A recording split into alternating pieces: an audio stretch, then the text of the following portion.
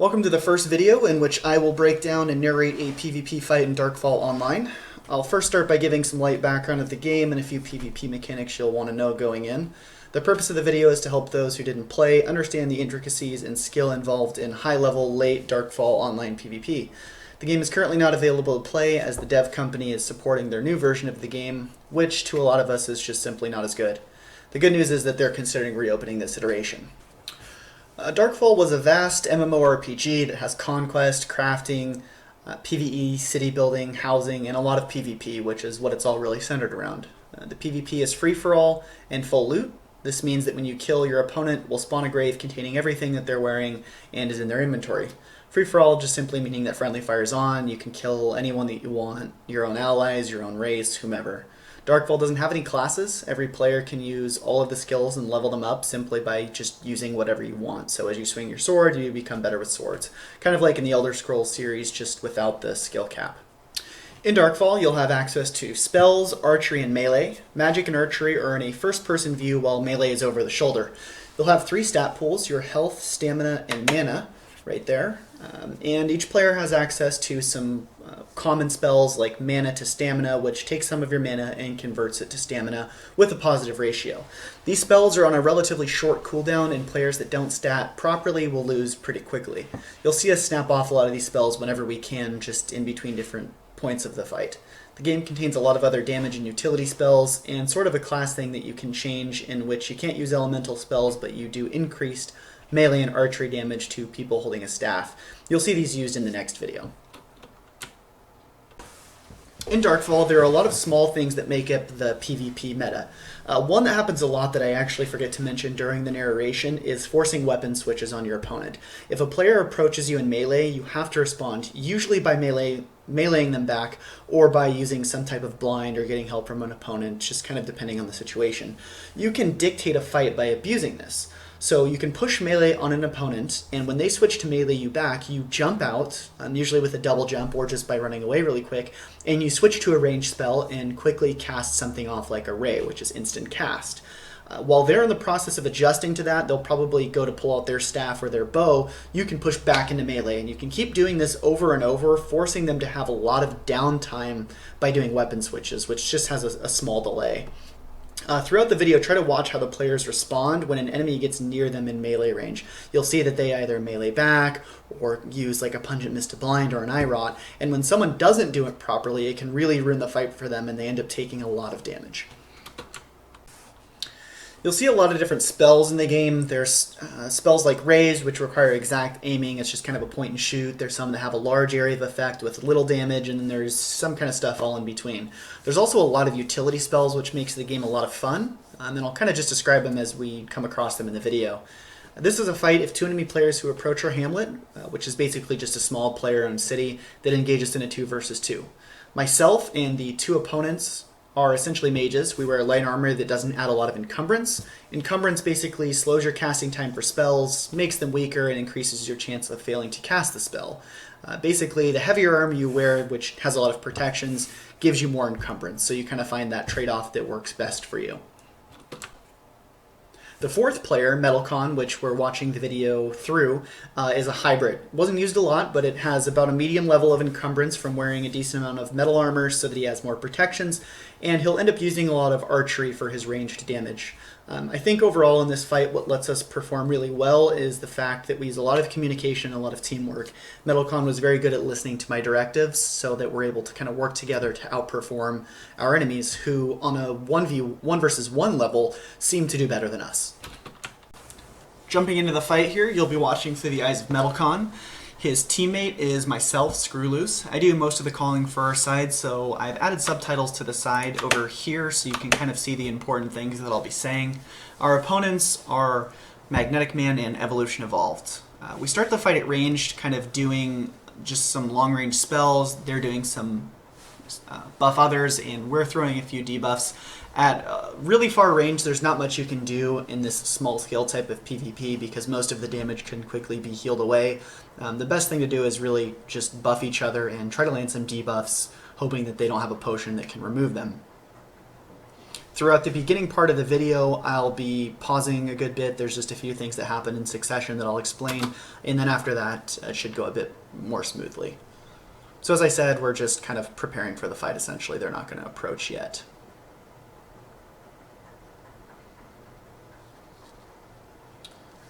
So here's where, when it's off, I'm off screen here. When he turns around, you'll see that I'm pretty much gone. They cast a Wall of Force spell, which is that blue bubble that slowly kind of just sucks you towards the middle. It sometimes picks you up off the ground, so it makes it really hard for you to dodge. I think they then hit me with a Magma Storm, which is just a damage spell that, if it hits the opponent directly, knocks you up in the air. They then combo that into a Come Hither, which is just a utility spell that pulls whoever you hit towards you. The result is they popped me up high enough and pull me towards them, so I land right in between them by myself, and I also take a lot of fall damage. Puts me in a really bad position and puts us on the back foot immediately. Metalcon goes to approach with a Come Hither to try and pull me out of there. It misses. I call for blinds. So Confusion that he's about to cast works essentially like a flashbang in Counter-Strike. He casts it at the ground. As it explodes, anyone that has it on their screen is blinded by a white light. The reason that I call for blinds is so that we can kind of back off and heal up without them pressuring us. Magnetic Man, however, stays in melee, and then I finally hit him with a Pungent Mist. That's that green stuff floating around him. It does damage and kind of makes it hard for him to see. The result of that is that he backs off and I can finally kind of go heal. Metalcon does a good job of applying pressure here so that I can back off to the trees and go heal up. I call for a reset. You'll notice he just threw a blue kind of grenade thing at the ground that sent him up and forward. That was actually something that's called the Battle Spike. It's typically used in sieges to damage buildings, blow up structures. We figured out that the small blue light Battle Spike, when thrown at a certain angle, and if you jump at the right time, it can throw you up in the air and forward. It was used late in the game just for that reason, to help close distance, fall back, push, or whatever. So I think he's the only one in the video using them. It just wasn't super common at this level in the game. I let him know that I'm throwing a Confusion so that he doesn't get hit by it. He's able to look away or look up, hopefully so that I only hit the opponents. He casts an Irot, which is just another blind. I tell him to fall back. He does another Battle Spike. We just want to reset. That move that they did on me in the beginning really messed us up. Unfortunately, he gets caught in a Wall of Force here. You can see how he's kind of floating. They throw a lot of spells at him. You'll notice that he's using his shield at this point. That negates a lot more damage than just simply parrying with your two-hander out. So everybody carried a few different weapons, one of them being a one-handed sword or whatever, and a shield so that you can parry. I let him know that I'm fighting this guy in melee for him to come help me. He goes for a heal here. Didn't land. I let him know that I'm Storm Blasting him out. Storm Blast was a spell that when it exploded, it basically pushed everyone away from its wherever it hit. So it's a really good spell for a lot of different things, one of them being if your teammate is caught in one of those blue bubbles, the Wall of Force, you can use it to knock him out of it. Sacrifice right there that he just landed on me takes a small amount of his health and then gives me some of it in a positive ratio. He's applying a lot of pressure. I let him know that he's at about half, which is a good point to kind of heal up. You typically don't want to get below half unless your opponent's really, really low. He's doing some self-healing. We do a little bit of cross-healing. I hit him with a buff that increases his melee protections, physical protections. Hit him with a few other buffs that gives him faster archery attack speed. He's casting Reflect Spell, which basically is exactly how it sounds. You know, if they hit him with damage, it does the damage to them for only one spell. Toxic Rain is just a big area of effect spell, does light damage.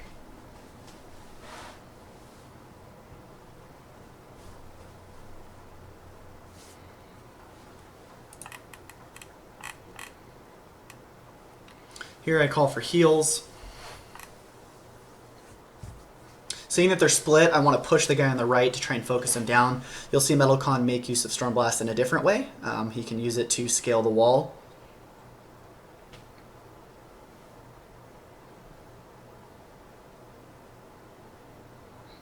Some simple exchanges of spells.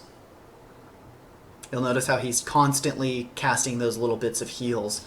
So right here we have the height advantage. If we had stayed up there, we would have been in a really good position to land AoE spells, and then they probably wouldn't have been able to hit us as well. Melicon, however, decides to push, which is probably good. If they're on their back foot, that means they're probably lower than we are in stats, and they would have just backed off and reset. So we go for the push.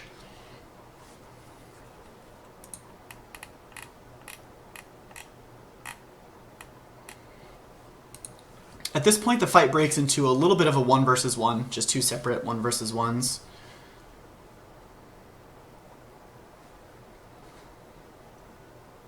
Misses the heal on me. Here he's going to go into melee. I'm going to slow it down just a little bit here. Basically, in this game, if you're at your fastest speed when you're running straight forward. So if I'm holding W and I press A or D, your character actually slows down. So you always want to be sprinting forward and then using your mouse to turn. Now, if you hit someone in the back, you do extra damage. So with melee, your objective is really to try and run in, hit them, and then run out before they can hit you. And ultimately, if you can hit them in the back with melee, that does a lot of damage. Melee adds a lot of pressure. So you'll see Whirlwind is just an area of effect spell. He's trying to hit him. You can see that the opponent tries to run away. He's kind of waiting for it. He decides to back off of melee. Casts Array. That's a big part of PvP. Two people will be meleeing, and then you double jump out and turn around and cast Array on them, and then try to push back in. That was just kind of one of the smaller ways that 1v1s broke out. Or I let him know that I pretty much lost my 1v1 and I need help. He's going to pop off a couple more shots and then come to help me here. So he goes for another sacrifice. He waits till I land and hits me in the back. Even healing spells do more in the back. So I let him know again that I'm going to throw a confusion around the rock. And I try to do it around the corner. In Darkfall, when you're casting a spell, it belongs to a certain school, and each school has a certain aura that you can see. So if they saw me casting a spell from greater magic, such as confusion, they would probably know that it's a confusion because there's not too many spells in that school that I would cast at that point. So what I do is I try and hide that fact by hiding around the rock, and then I turn around and shoot it so that they have very little time to react. Similar to the way that you throw flashbangs in Counter-Strike, you kind of just want it to pop right around the corner. So I let him know that he doesn't get hit. He throws a confusion of his own, and we fall back to do some healing.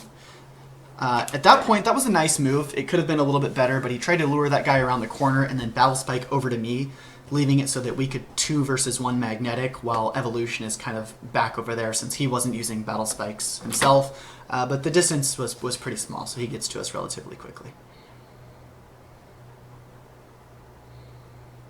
He takes a lot of fall damage there. I try to get some heals on him. So the double jump parry, the reason that he's doing that rather than just backing up is, one, you move faster, you know, if you sprint and then jump, and then he turns around to block. And when your teammates do that, your objective, or one objective, is to try and heal them. It makes them a very easy target because once you're in midair, you can't influence your direction. So he's able to negate incoming damage, but then also take full heals from me if I were to hit him. I let him know that I'm sticky backing the one on him. I've got him at 1 hit and to turn around and help me try and finish. You'll see that they immediately pull off and he gets some cross heals going. We try to get a few cross heals here before they push us because that's what they just did, so we need to match it, otherwise we're at a huge deficit. Magnetic Man, at that point, you could see he was kind of walking a little bit. That's because he ran out of stamina. He wasn't statting properly. He let his stamina go out, and when you do that, you can't sprint. And when you can't sprint, you're an extremely easy target, which really hurts their position here. He's pretty much 1 hit. If you look at his health at this point, he has almost no visible health. I fail to hit him with heals. I let him know to parry, which he's doing correctly, and I pretty much just miss a bunch, which is unfortunate. I hit him with 1 there. He gets a confusion to try and relieve some pressure, does some self-healing of his own, and at this point, you'll see that Magnetic Man is just following him, trying to finish him off. He doesn't have good combat awareness because he's just going straight for him while his teammate is far away, not able to help, and behind this fireball is me sticky backing him. Melee does a lot of DPS, so if you're getting meleeed, you have to deal with it. You can't just let someone melee you and get away with it. You have to turn and melee them back or blind them or do whatever. We end up actually killing him because of my sticky back there with some ranged spells. We throw off some cross heals just to be safe. They get a res, so you'll see there's a shield above him here. He resurrects with a little bit of health and a little bit of stamina, and he's invulnerable for about 10 seconds. When you res somebody, you have to stand still, so it puts the person who's resurrecting, makes them a little bit vulnerable, and he decides to go for it, which was a good move. I let him know that we need to pressure them because he can't, with that invuln shield up, he can't do anything. All he can do is just run. The second he casts a spell or unsheaths a weapon, it drops the shield. So he drops it there.